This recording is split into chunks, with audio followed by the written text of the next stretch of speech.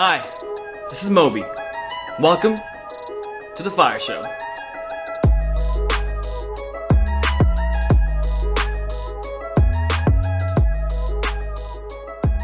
Ladies and gents, hello. Welcome to the first episode of the Fire Show, the podcast where I interview people from all walks of life to build blueprints that creators and entrepreneurs can use in their lives and work. Sort of like a audio incubator. If you're coming over from my previous show, the Austin Fire Show, welcome back. I love you. It's great to be in your earbuds again, or your car stereo, or however you listen to it. I don't know. I'm not your mom. If you haven't heard the Austin Fire Show, I have very strong feelings for you. Who knows, I might just completely fall in love with you at the end of season 1, or at the end of this episode, or at the end of the sentence. Who knows? I'm a sucker. Anyway, back to why you were here. You're not here to listen to me. Today, you're here to listen to Austin's Mayor Adler. We're talking about making decisions, processing huge amounts of perspectives and information in order to get to those decisions, communicating with people who might not agree with you or who might not even like you, being more proactive, and towards the end, a wonderful piece that he says about being happy. I'm super excited because, well, it's the mayor, so who's not gonna be excited? Let's do this. How are you today? I'm doing good. Nice to see a little rain coming down. That ought to cool things off a little bit. That's true. That might stop people complaining about the heat right now. My day did start up at the legislature, Yeah. so it's not a perfect day. It's not a perfect day? So, I actually posted about this interview in a couple of groups, and I asked people for questions, and I got like 40 questions, and it's fantastic, and people are super excited to learn more about you, how you make your decisions, and I'm also, as I mentioned, super excited to be here, and super intimidated. You should not be. I'm excited to be here too. So, what does the first hour of your day look like? What do you do when you wake up? How do you get prepped for so much information coming to you all day long? Well, most of my mornings during the week probably start about 5:15. I usually spend the first 15 minutes in quiet, dark place, not lit, and kind of think through whatever it is those thoughts that you get early in the morning. I like to actually be in a place where I can get them and process them and think about them. Then I'll read the newspaper. I'll read some blogs as the day is getting started, and then at 6 o'clock I'm working out most mornings for an hour. That's awesome. For an hour. What do you do to work out? Well, a lot of it is body weight work. Some machines, some running. Just to get the day started, pumped up. Huh? That's awesome. So you mentioned that you spend the first 15 minutes in a room dimly lit. When you go to sleep the night before, do you sometimes think about, these are the biggest problems I have to tackle tomorrow, or these are the kind of information that I want to be thinking about all day? The truth is that I usually am reading late at night, so I usually just kind of fall asleep. Mm-hmm. So I don't really kind of review the day that way. When I'm going to sleep, which is one of the reasons why I do it in the morning when I get up. But I sleep really well. I'll usually just fall asleep. There are lots of nights when Diane will take a book off of my chest and put it away and turn out my lights for me. Is that your way of turning off after a day or a week? What do you read before sleeping?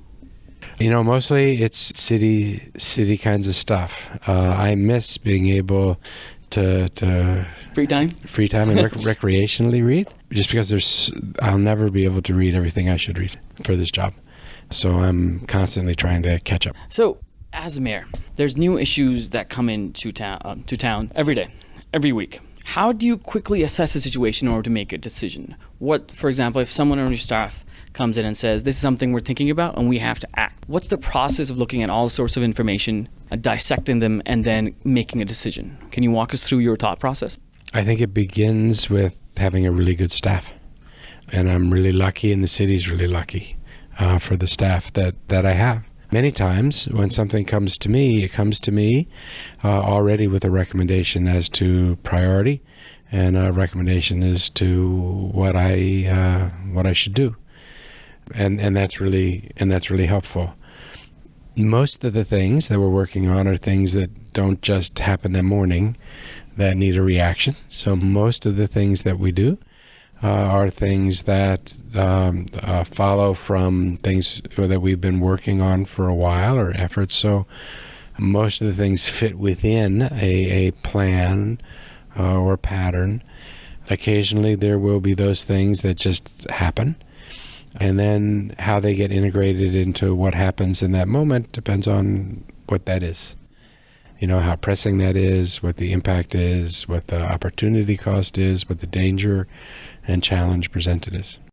And so the key is to surround yourself with really people who are really, really good at what they do. Has to be. Probably one of the most important things. And that's especially true for a mayor, for entrepreneurs. How do you assess how good people are at their jobs? Or how do you get a read on someone saying they can handle intense amounts of pressure or organize systems really well or be able to structure a source of information to get the right decision made in the right period of time? I think the best evidence that you can get is to someone's ability to be able to deal with pressure, or to be able to perform, or to provide any kind of work product or insight or any of those things, is how they've done that in the past. So I think you look for a proven track record, and someone's been able to do things.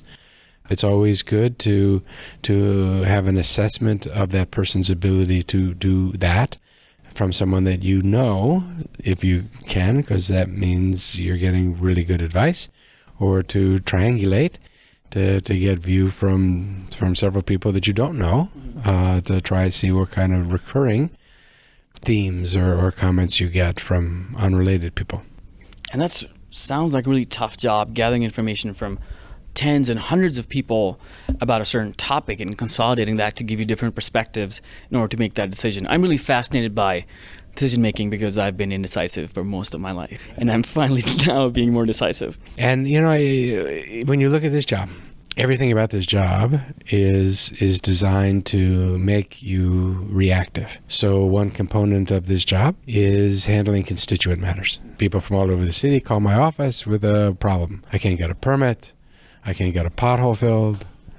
My water bill is twice as high as it's supposed to be, whatever it is. And we get so many of those constituent inquiries that I could spend all of my time and all of my staff's time doing nothing but handling those constituent calls or emails or whatever. Of course, you can't do that, but it's hard not to, because we can help 90% of those people. There's a lot of positive reinforcement, and you can feel good because you can actually do things to help people. But I can't spend all of my time and my staff time doing that. On any given Monday, there's a list of things that show up on my desk that have to be resolved. Usually they don't get to this level if they're easy to resolve. So these are, generally speaking, harder things. And then I could spend all of my time and all of my staff's time doing nothing but responding to that new list of things that have shown up on that Monday for us to deal with. And those things can be really important. I mean, some people might have been working on that thing, even though it's new to me, having just shown up. Somebody's been working on it for 3 months or 6 months or 3 years, and now is their big moment, and it's like really, really important.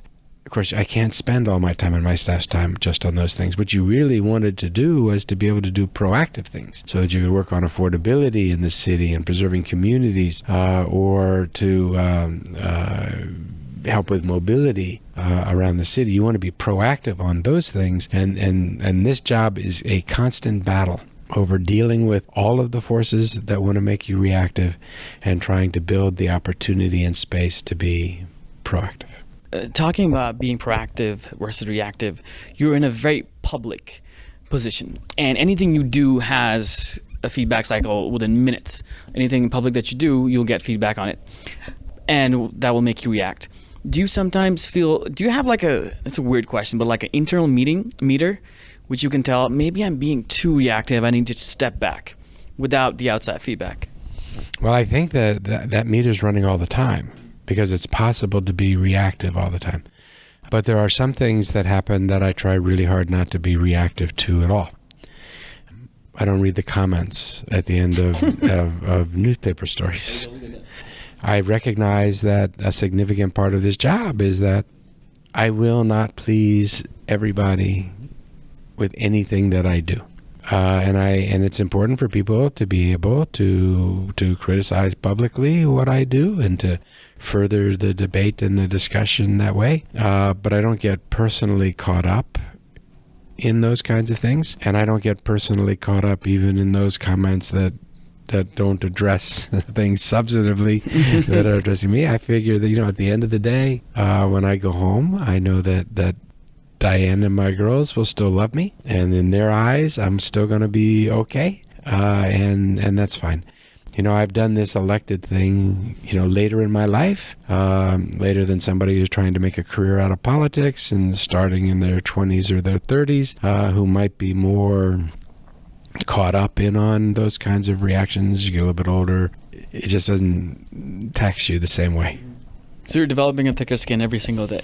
Every single day. Mm-hmm. But it is right. It's very public, and that was a real change for me, given what I was doing and what I'm doing now. And it's public because of the role. It's public because a lot of people are interested and see what it is that you're doing. It's public because there are lots of people around that give me the opportunity to talk to people and be in front of people, and that's real good. It's public just in the rules that are set up. Not a lot of people or everyone knows that on any given item that my council is considering, I can't have talked to more than 4 members of my council. Wow. Because of the open meetings laws. It's important that a majority or a quorum of council doesn't decide something in the evening and then come in the next day and announce what it was that was decided. And everybody goes, wait, what just happened? Mm-hmm. How did you get to that decision? But what that means is that in most environments, when you're working something out with a group, you oftentimes will go talk to everybody involved in the decision and say, so what are you thinking about this? And what's important to you? And what do you need to have happen? What are you scared of? What are your fears associated with this? What are the logistical or practical or political problems you have on this thing? And let me see if I can help you work through those things. That's how I would work with groups all of my life until I got here. So I hear people all the time that watch city council meetings, and they say, boy, that was messy. I watched you up all in the dais. It looked like no one had a clue as to what it was that you were doing, and it was just really messy and awkward. And the answer is yes. It is messy and it is awkward because no one on that dais was able to talk to more than 4 people before they got there. Mm-hmm. So I'm learning positions taken by my colleagues as the rest of the world is finding out what those positions are. And we're expected to be on that dais and actually work together and make group decisions. And so when you find out about these decisions, like in that context or even like news from outside, how over the years have you, I guess, trained yourself to remain unfazed and be objective about a decision you have to make? Because, I hear news or something happens that I have to get involved in, and a lot of times it's like, okay, how do I do this? How do I do this? How have you trained yourself over years to not do what I do? Well, I don't know. I think part of it is just experience, and a part of it is just being through drills. For almost 40 years, I was a courtroom litigator. It's a fairly stressful place to be. It's kind of like competitive teaching, in front of juries. I like that. And so I'm used to playing in a world that is primarily zero-sum games, where somebody wins and somebody loses. And then within that universe, I was a contingency fee lawyer, which means I got paid if I won. And if I didn't win, then I didn't get paid.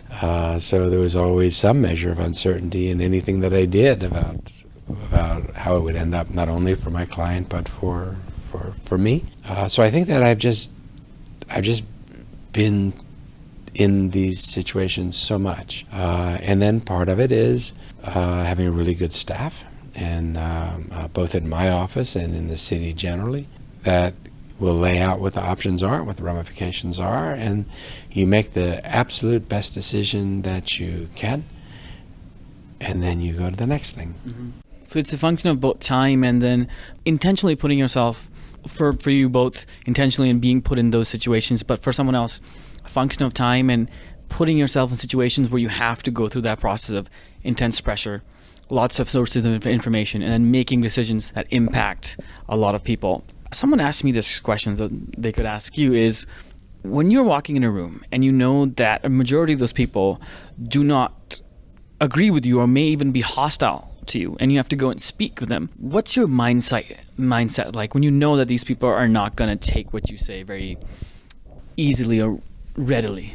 Well, the truth is that if I walk into a room full of people that are predisposed, either not to like me or to support me or to approve of positions I'm taking, if I walk into that room knowing that I'm in that room because in a moment I get to speak to them, I feel a lot better than when I walk into that room and I know that I'm not going to be given that opportunity. I don't expect everyone to agree with me.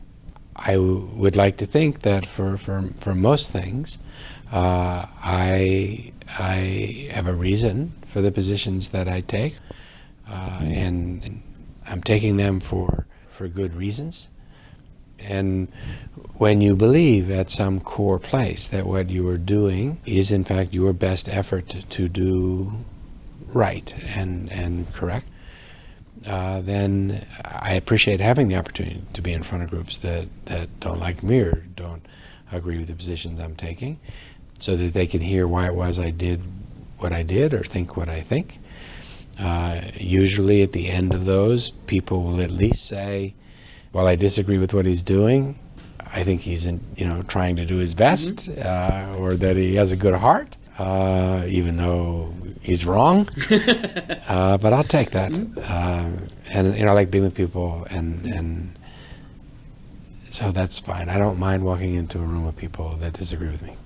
Could you, for a second, for example, if you were to give me one piece of advice for communicating reasons effectively to a person who might not agree with the actual decision, what would that piece of advice be? I think it begins with trying to understand the person that you're talking to or the audience that you're speaking to, because the thought or the message or the idea or where you start with what you're going to say or what you emphasize in what you say, a lot of times it depends on who it is that's listening to you. So I would say the first thing is you have to understand the person who is receiving your information as best you can, because it might change the order of your presentation or how you present things. So I would begin there. And then the second thing I would say generally is just be really honest. When I think when you're really honest talking about something, people can sense that or feel that, they know that. And I think that curries good favor. And then the last thing is have done your work before you get to that place. The more reasoned I am in what I've done, the more confident I am when I'm explaining it to someone later, and the more effective communicator I am when I do that. To also being another aspect of that, being more objective in your reasons why you want to pursue a certain decision. Sure. Interesting. So I just asked you for a certain piece of advice. Also, thank you for that opportunity. But who do you go for advice or mentorship when you want to just get your thought process out and talk to someone about a problem or something else that's on your mind? The truth is that for so many things that I do, the advice that I follow was the advice from my father, who I think was a brilliant guy. He never graduated from high school, but he was so street smart, but he died when I was relatively young. But there's still a lot of him, I think, that is in me and around me. Beyond that, I am also really lucky to have a lot of friends, and I know a lot of people in a lot of different disciplines. So many times I'll go for advice. In most situations, I go for advice. And who I go to, in part, depends on what it is that I'm asking for advice about. And then I have certainly Diane, who is not shy at all about giving me advice, and over time, has been my most trusted advisor. She is someone that really does, more closely than anyone else, follow what I'm involved in. She sees the breadth of what I'm dealing with, because she's with me, and she's also very competent. This is a woman who has owned her own company and run it for 30 years. And then I have friends that I regularly get together with. It's awesome. It's always important to have a support. I mean, I'm not telling you. You already know this. I am the one learning this right now. Yeah, that was something I learned this year, was having that support network and having people who tell you when you're messing up or when you just need to think something through. So, what are your core values? Do you have an internal roadmap that helps you make certain decisions, or you can pinpoint and say, that's my North Star? Like, what do metrics for success for yourself look like when it's so ambiguous because you're in charge of a city? How do you even start defining those? Well, global ones might be harder than specific ones. I try to be true to myself, which means I try to do right. Diane and I stopped what we were doing in our other life in order to do this. We were involved with other nonprofits and boards in the past. In some real respects, this is just another nonprofit extension of that, and it's just a little bit bigger nonprofit.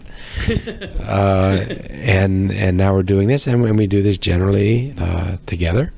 But the difference in this one is that I was elected by the community, so I feel an overwhelming sense of responsibility to the people that have entrusted me with and gifted to me this job for a limited period of time. So I think it's just really incumbent upon me to recognize that I am acting in a trust relationship with the community. So the first one is to be true to myself and to try to do right, to do honor to the privilege that I've been given and the responsibility that I've taken with this role. And I think, generally speaking, if your constant motivating force is to try to do what is right, then generally you'll be okay. You may be wrong with some of the things that you do, but generally I think that you'll be okay. Interesting. What nonprofits were you involved with before? Lots. I was involved in Jen Austen, the Girls Empowerment Network, a wonderful organization that deals with middle school girls, helps get them mentored by high school girls who get paid. So it's kind of like an entry job program for them, but also helping with middle school girls, which is such a often a difficult or awkward or challenging time. Diane and I have 3 girls, so I was with all 3 of them during that period of time. I was involved with Breakthrough, great organization that grabs kids in the 6th grade whose parents never went to college and mentors them through their next 6 years through high school and then beyond, to help take kids who statistically might not be expected to go to college, to help make sure that they get the knowledge or insight or coaching that their parents may not be able to give them, because it's a track that their parents might not be familiar with or have experience with. I chaired the board of Ballet Austin. I love that art form. and the executive and artistic director, but it was always an organization that was as much about access and opportunity as it was anything else. And it was an organization that used art as a convener for community conversations on things like prejudice and bullying, and I liked that tie. I was on the board of the Long Center as that was being built to help marshal that project through. I chaired and was on the national board of the Anti-Defamation League, which dealt with civil rights issues, discrimination issues, hatred kinds of issues. So working with these nonprofits and have a lot of impact, especially as a civil rights lawyer, how did you see that translate into how you saw the role of this office when you started in 2015? I think that this office has been an extension of things that I have spent my life working on. And, in addition to the nonprofits we just talked about, I began my legal career doing civil rights law. A lot of employment discrimination law. I was in federal court and state court defending workers, women that had been sexually harassed in workforce environments. So I think a lot of what I have always done. I used to, one of my closest friends became a state senator from El Paso, and when he got elected, I helped him organize his office and set up his office, and I served as his chief of staff and general counsel for several sessions, working primarily on school finance issues and education issues, teacher salary issues, pay equity issues. I don't know, it's what I do. And so every next step was an extension of the impact that you wanted to have. When did it click for you that I could have a lot more impact if I ran for mayor? How many years before actually running was that, do you think? Oh, it was a matter of weeks. That's great. It's true. Yeah. When we were moving to the new council system, the 10-1 council, where we were moving away from at-large representation to district representation, there was a group of us that felt that there were going to be a whole new council, because now we were electing by district, and a lot of the members of the old council were in the same district, which is one of the reasons why we needed a district council. But it looked like there were going to be lots of new council members. And there were a group of us that thought that, in that environment, it would be best if the mayor was also new, so as to ensure the greatest chance possible that no one would be saying, in answer to any question, I know how to do that, because I know how we've done that for years. I know how to do that. Yeah. That's how that works. And I thought that it would be, a group of us thought it would be really helpful to have a new system, a new council, a new mayor. So we went out and we went to recruit somebody to run for mayor. And we went to several people who would make great mayors. Mm-hmm. And they would still make great mayors. But everybody we went to said no. So eventually we kind of locked ourselves in a room. And we said, hey, somebody has to stop what they're doing, and one of us actually has to go do this. And I drew the short straw, which made me the one that would run for mayor, and then got elected. That's awesome. So a lot of people look at someone like you, especially people who are in their 20s, 30s, and who are just starting out, not sure what they want to do, still finding themselves, understanding themselves, where they want to have impact, what they want to be good at. And they see someone like you who's in a very high up position, and they see someone else who's the CEO of a company, or they're doing something else, and they think it's all part of a grand plan. I'm realizing that's not. But how much would you say, and this is for my own sake too, how much would you say is getting to this point was this incremental wins or accidents which you took advantage of, and just was kind of luck? Well, at some level, I think it's a series of incidental and accidents and luck. But it's also picking up in that journey the skills or the knowledge to be able to recognize opportunity when you see it, and the ability to be able to capitalize on it. I didn't know what kind of law I would be doing when I graduated from law school. I had no real clear idea of what a path might be more than 5 years out. Most of the nonprofit work I got involved in because I really liked the executive director of that nonprofit. I thought they were very good, and maybe there was something I could do to help catalyze their success in ways they might not otherwise have achieved. But in most of those boards that I got involved in, if you had asked me a year before if I would ever be on the board of that, I would have said, why? So I think that at each stage, it's being open to change. It's believing that we will be best doing something that if we like what it is that we're doing, that we're feeling challenged by. So in some respects, it's always been kind of a search for that. I've always been a very competitive person. So sometimes I get tracked on something that's relatively short because I want to do that, and I want to do that well. But the overarch, the arc of life has not been planned or predicted. And you can't plan that. No. So after starting this role, what is a skill that you had to learn that was really hard for you to do that? A skill that I had to learn that was hard to learn. I think that a lot of the skills that I need in this job are skills that were the ones that came with me, that weren't hard. And that's probably one of the reasons why, I've found myself in the path that I've been on or taken the things on, because they were where my skills were best applied. I think I've always been a fairly patient person. This role in mayor is it's long term. It's you have to be really, really, really, really patient, I think, to do this, at least the way that I'm trying to do it. And sometimes, even as patient as I am, that's hard. And then, I've been in kind of a private sector place where the pace of things happening is faster.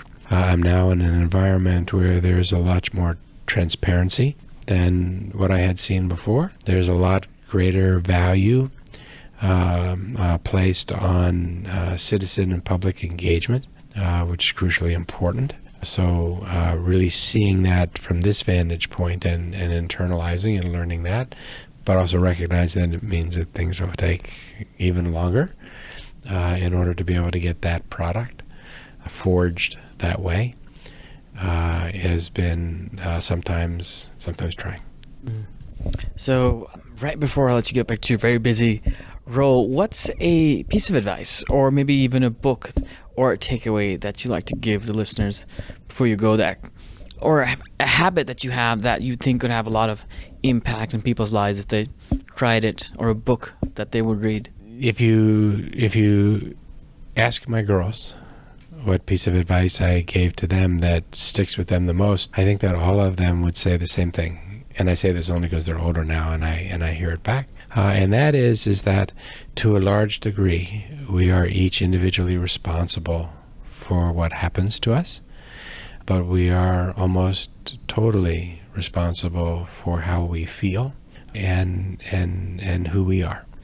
I think that something that has served me well is in whenever I process what it was that just happened to me, I always think about it in terms of what I could have done differently in order to change what it was that had happened. Very rarely will I look and say, well, this happened to me because of something this other person did or this situation. I don't usually go there. I usually say, given the fact that this other person was going to do that, or this was going to happen, did I respond in a way that was the best way for me to be able to respond to that? I think that you wake up every morning, and to a degree you get to decide if you're going to be happy or you're not going to be happy. And so I believe a lot in being able to accept and appreciate that you have responsibility over a lot of what happens in your life. We can't always control what happens to us. We can only control how we react to that. Awesome. Thank you so much. Well, thanks for the invitation. Thanks for letting me just ask personal questions. This was fantastic. No. I can't believe we've already expended all our time. I know. This was great. It was fun. Thank you very much. Thank you.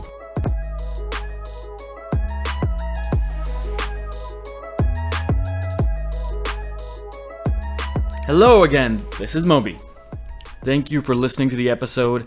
I'm super grateful for Alicia Dean and Barbara Shack for helping me set this up.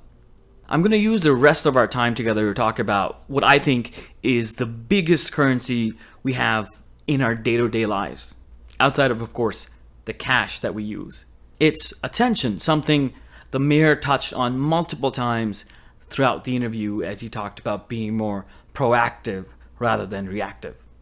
Everything is gunning for our attention all the time. At work, it's meetings, projects, coworkers, IMs, emails, Slack, deadlines. In our personal lives, it's friends, families, bills, things to do around the house, chances to go out, brunches, meetups, conferences, dates, concerts, invitations for coffee. And of course, the black hole that sucks attention. And of course, the black hole that sucks our attention like no other, the phone in our pockets. We get emails, we get phone calls, texts. We get sucked into Facebook, Instagram, Twitter, LinkedIn. We play games. We get notifications every 5 minutes about something that we should look at. If we let it, our attention is never ours. We have to wrestle it back, to do the things that we enjoy, to be with the people that we enjoy, to make choices that make us happier. I'm thinking about this more and more after the interview as it's super relevant to me these days. I'm working in tech during the day, go to grad school, I do pitching workshops, volunteer, try to write, while still trying to sleep, meet people, and not get fat. So in the follow-up to this interview, I'm going to be talking about how to wrestle back our attention. I'm not giving advice. I don't like giving advice. I'm just discussing tactics and thought processes that I've seen be successful, whether I've made them up myself or read about them or seen people do it. So let's jump into it. And right before we do, thank you for everyone who submitted questions for the mayor. Melanie, V, Joe Medura, Zach Edwards, Lonnie, Jarrett Rodriguez, Saket, and everyone else who submitted questions but I couldn't get to them. Again, thank you. And so let's jump into it. The three things that I'm going to be talking about are, number one, getting away from your screen.